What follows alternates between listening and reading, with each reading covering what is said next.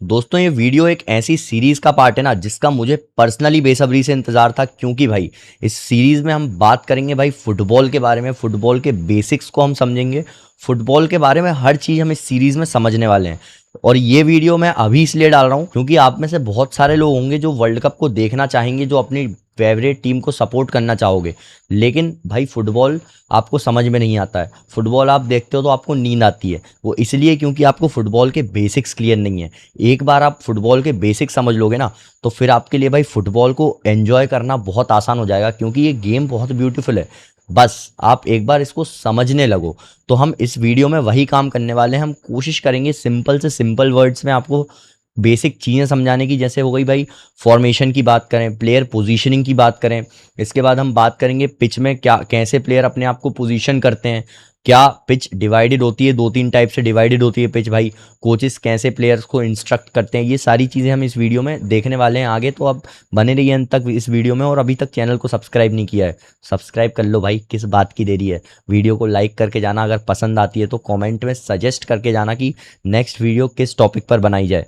तो देखो हम शुरुआत करते हैं भाई प्लेयर की पोजीशंस से। देखो यार, इस फोटो में आप देख सकते हो प्लेयर की पोजीशंस। एक गोलकीपर होता है, चार आपके पास डिफेंडर्स होते हैं, फिर आपके पास होती है मिडफील्ड लाइन, और फिर आपके पास होते हैं फॉरवर्ड।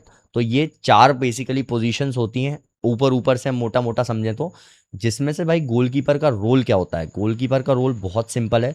गोलकीपर को अपना जो 8 बाय 24 फीट का वो जो गोल पोस्ट होता है, उसमें बॉल घुसने से रोकना होता है। ये गोलकीपर का बेसिकली रोल होता है। और इस चीज़ को करने के लिए उसे एक एडवांटेज दिया जाता है कि वो अपनी डी में अपना जो ये आप वाइट कलर में आप जो लाइंस देख रहे हो, इस लाइन के अंदर ये बंदा अपने हाथ से बॉल को उठा सकता है। इसके बाहर उठाएगा तो भाई फाउल दे दिया जाएगा, इसके अंदर वो हाथ से बॉल उठा सकता है, उसको ये एडवांटेज मिलता है। इसके आगे हम अगर बढ़ें तो भाई इसके आगे हमको देखने को मिल रहे हैं डिफेंडर्स।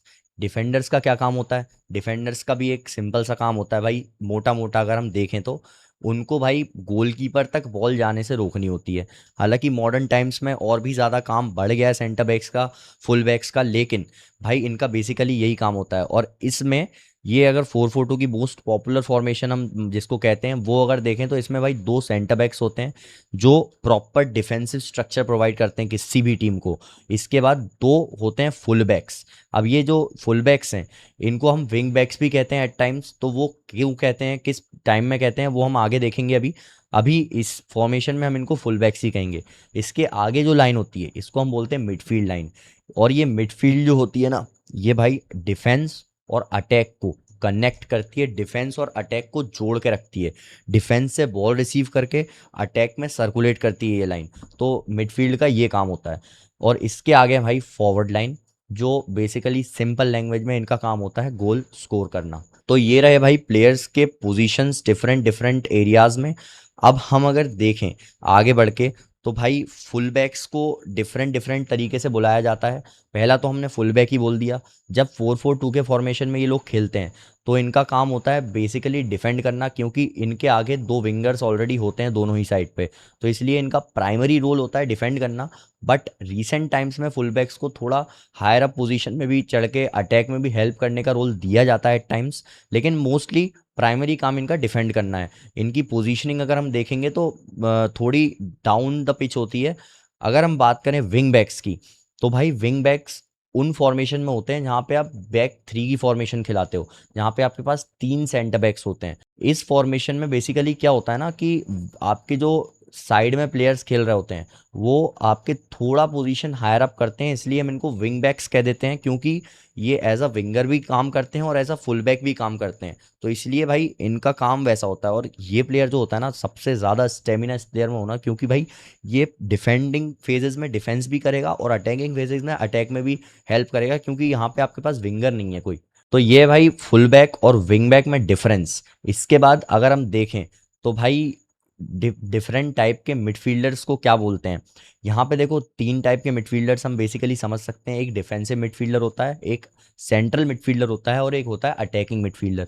अब इनका रोल क्या क्या होता है, डिफेंसिव और अटैकिंग तो भाई आप नाम से ही समझ सकते हो यार। डिफेंसिव मतलब डिफेंस में थोड़ा ज़्यादा मदद करेगा, डिफेंस के करीब रहेगा, और अटैकिंग का मतलब अटैक के पास रहेगा, स्ट्राइकर को बॉल फीड करने का काम करेगा।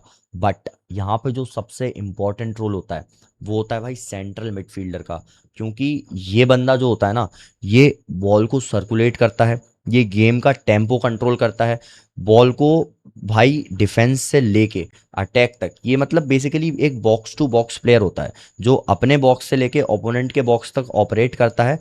वहाँ पे अटैक में भी मदद करेगा, डिफेंस में भी मदद करेगा, दोनों ही रोल इसके पास होते हैं। इसके बाद हम देखें भाई, ये देखो आप डिफेंसिव मिडफील्डर इस पोजीशन में देख सकते हो आप।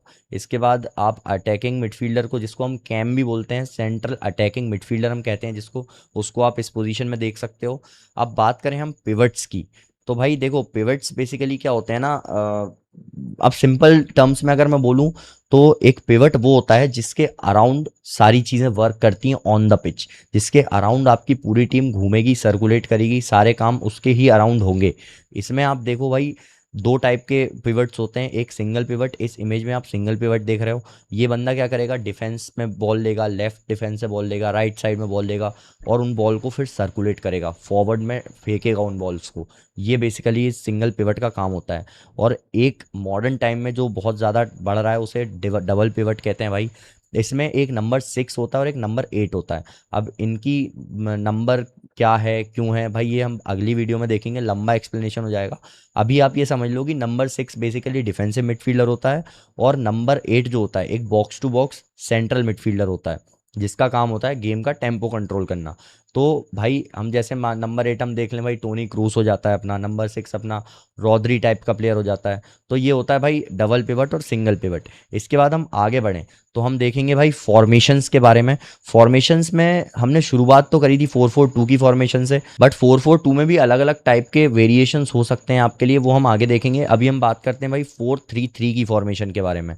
अब हम 4-3-3 क्यों बोल रहे हैं यार, यहाँ पे तो हमें एक प्लेयर एक्स्ट्रा दिख रहा है, 11 प्लेयर हो रहे हैं, 4-3-3 अगर बोल रहे हैं तो भाई 10 ही प्लेयर हो रहे हैं। तो होता क्या है ना कि गोलकीपर तो हर फॉर्मेशन में कॉमन होता है, तो इसलिए हम उसे हटा देते हैं वहाँ से। अदरवाइज हम इसको 1-4-3-3 भी कह सकते हैं, बट गोलकीपर क्योंकि कॉमन होता है हर पोजीशन में, तो हम उसको हटा देते हैं, सिर्फ 4-3-3 यूज़ कर लेते हैं, जहाँ पे 4 का मतलब होता है 4 डिफेंडर्स, 3 का मतलब होता है 4 मिडफील्डर्स, और आगे 3 मतलब 4 अपने फॉरवर्ड लाइन में। यहाँ पे भाई 2 आपके पास सेंटर बैक हो जाते हैं, 2 आपके पास फुल बैक्स हो जाते हैं। अब ध्यान देना, 4-3-3 की फॉर्मेशन में आपके पास फुल बैक होते हैं, विंग बैक नहीं होते हैं। इसमें मिडफील्ड में आप डिफरेंट डिफरेंट कॉम्बिनेशंस यूज़ कर सकते हो, आप डबल पिवट भी खिला सकते हो, सिंगल पिवट भी खिला सकते हो। तो ये अब टीम के ऊपर डिपेंड करता है। बाकी 3 मिडफील्डर्स होते हैं यहाँ पे, फॉरवर्ड लाइन में भी 3 प्लेयर होते हैं, 2 विंगर्स आपको देखने को मिलेंगे, और एक आपको सेंट्रल फॉरवर्ड या सेंट्रल स्ट्राइकर देखने को मिलेगा। इसके बाद हम बात करें भाई 3-5-2 फॉर्मेशन की, जो रिसेंट टाइम्स में रूबन अमोरिम या जावी अलोंसो टाइप के प्लेयर्स काफ़ी ज़्यादा यूज़ करते हैं। इस फॉर्मेशन में आपको डिफेंसिव सिक्योरिटी थोड़ी ज़्यादा मिल जाती है, क्योंकि आपके पास बैक में 3 सेंट्रल डिफेंडर्स होते हैं ना, तो आपके पास डिफेंसिव सिक्योरिटी काफ़ी अच्छी होती है। और साथ में भाई आपके जो विंग बैक्स होते हैं, अब इस फॉर्मेशन में हम इन 2 बंदों को जो साइड में खेल रहे हैं इन्हें विंग बैक्स बोलेंगे, ये भी थोड़ा डिफेंस में मदद करते हैं। तो एट टाइम्स आप 5-3-2 की फॉर्मेशन भी बना सकते हो डिफेंसिव फेजेस में। तो ये होता है भाई 3-5-2। यहाँ पे भी आप अलग अलग डिफेंस में मिडफील्ड में ऑप्शंस यूज़ कर सकते हो, आप डबल पिवट, सिंगल पिवट, जैसा कोचेस को प्रिफर्ड रहे। अब हम बात करते हैं भाई 4-4-2 के 2 डिफरेंट तरीकों की। तो देखो, एक तो 4-4-2 फ्लैट हो जाता है, जिसमें 4 डिफेंडर, 4 मिडफील्डर और 2 स्ट्राइकर होते हैं, ये आपका हो गया फ्लैट। बट अब इसके बाद हम बात करेंगे 4-4-2 डायमंड की, जिसको रियल मैड्रिड जैसे क्लब कार्लो एंचेलोटी के अंदर काफ़ी ज़्यादा अच्छे से यूज़ करके और बहुत एक्सेल किया भाई। तो हम ये देखते हैं भाई, इसमें 4-4-2 है, लेकिन 4-4-2 में ये डायमंड शेप बन रहा है यहाँ पे मिड 4 में, जहाँ पे आपके 4 डिफेंडर्स हैं, एक अपना डीएम हो जाता है यहाँ पे, एक डिफेंसिव मिडफील्डर सिंगल पिवट जैसे हम बोल रहे हैं, और 2 आपके हो जाते हैं लेफ्ट मिड और राइट मिड, और एक आपका हो जाता है अटैकिंग मिडफील्डर जिसे हम बोलते हैं CAM B, central attacking midfielder, या नंबर 10 भी एट टाइम्स बोल देते हैं इसे, और 2 आपके सेंटर फॉरवर्ड। तो ये डायमंड सा शेप बनता है मिडफील्ड में, इसलिए हम इसको 4-4-2 डायमंड बोल देते हैं। तो ये थे भाई कुछ फॉर्मेशंस। अब इसके बाद हम थोड़ा सा समझते हैं भाई फुटबॉल की पिच को, जो जोन्स में डिवीजन किया जाता है वो कैसे किया जाता है और क्यों किया जाता है ये हम समझेंगे। देखो, फुटबॉल की पिच को दो तरीके से डिवाइड किया जाता है। एक तो ये आपको जोन्स में डिवाइड किया है, जैसे 1 to 18 जोन्स हैं यहाँ पे। अब ये भाई जोन में क्यों डिवाइड किया जाता है, ताकि कोच प्लेयर को इंस्ट्रक्ट कर सके कि भाई आपको किस टाइम पे किस पोजीशन में रहना है। आसान हो जाता है कोच के लिए इंस्ट्रक्ट करना। अब हम देखें अगर, तो भाई इन जोन्स को भी अलग अलग तरीके से डिवाइड किया जाता है। जैसे 1 to 6 जोन जो है, अगर आप डिफेंड कर रहे हो तो आपके लिए 1 to 6 जोन जो है वो डिफेंसिव जोन हो जाएगा। आपके लिए 7 to 12 जोन जो है वो मिडिल जोन हो जाएगा, जहाँ पे आप बॉल को पोजेशन रखोगे, सर्कुलेट करोगे। और जो आपका हो जाता है 13 to 18 वाला जोन, वो आपके लिए अटैकिंग जोन हो जाता है, जहाँ से आप क्रॉसेस पुट इन करोगे, जहाँ से आप स्कोरिंग करोगे। अब इसमें भी भाई जोन 14 जो होता है वो एक अटैकिंग टीम के लिए काफ़ी ज़्यादा इंपॉर्टेंट हो जाता है, क्योंकि यहाँ यहाँ से आप अगर देखो ना तो गोल के एकदम सामने हो आप। यहाँ से शॉट आप डायरेक्ट मार सकते हो, डायरेक्ट गोल स्कोरिंग अपॉर्चुनिटी बन सकती है। इसलिए डिफेंड अगर आप कर रहे हो तो भाई इस जोन को आपको डिफेंड करना सबसे ज़्यादा इंपॉर्टेंट होता है। और अगर अटैक कर रहे हो तो आप अगर इस जोन को एक्सप्लॉइट कर सकते हो तो आप काफ़ी ज़्यादा थ्रेट पहुंचा सकते हो डिफेंडिंग टीम को। तो इसलिए भाई जोन 14 एक बहुत इंपॉर्टेंट जोन बन जाता है। इसके अलावा भाई हम बात करें जोन 13 की, जोन 15 की, तो ये जो साइड वाले जोन होते हैं बेसिकली ये क्रॉसेस पुट इन करने के लिए होते हैं। अब यहाँ पे आप अगर 12, 15 या 10, 13 जोन से क्रॉसेस पुट कर रहे हो तो उन्हें हम अर्ली क्रॉसेस बोल सकते हैं। अगर आप 18 और 16 जोन से क्रॉसेस पुट इन कर रहे हो तो उन्हें हम बोल सकते हैं भाई लेट क्रॉसेस। तो ये होता है भाई जोनल डिवीजन। इसके बाद एक वर्टिकल डिवीजन भी होता है पिच का, जिसमें हम देखें अगर तो भाई वाइड एरियाज होते हैं दोनों साइड पे पिच के, हाफ स्पेसेस होते हैं और एक सेंट्रल एरिया होता है। इस डिवीजन में भाई हाफ स्पेसेस जो होते हैं ना वो काफ़ी ज़्यादा इंपॉर्टेंट होते हैं, क्योंकि इन हाफ स्पेसेस में से सबसे ज़्यादा थ्रेट आप ओपोनेंट टीम को पहुंचा सकते हो। अब इस हाफ स्पेसेस की और इन डिविजन्स की डिटेल्स में हम बात करेंगे किसी और वीडियो में। बस अभी आप बेसिकली समझ लो कि हाफ स्पेस टाइप का कुछ होता है, वर्टिकल डिवीजन कुछ होता है। तो अगर हम देखें तो भाई ये हाफ स्पेस, ये देखो आप, जैसे पेप गार्डियोला की ये मैनचेस्टर सिटी है, ये हाफ स्पेसेस का काफ़ी अच्छे से यूटिलाइज करके ओपोनेंट को बहुत ज़्यादा थ्रेट पहुंचा देते हैं कई बार। तो ये थे भाई पिच के कुछ डिविजन्स। लेकिन आपने कई बार सुना होगा कि भाई कोई लोग बोलते हैं कि फाइनल थर्ड्स में काफ़ी ज़्यादा थ्रेटनिंग थी वो टीम, मिडिल थर्ड्स में काफ़ी ज़्यादा बॉल रखी उनने, या अपने फर्स्ट थर्ड में काफ़ी ज़्यादा थ्रेट पहुंचाया उस टीम ने।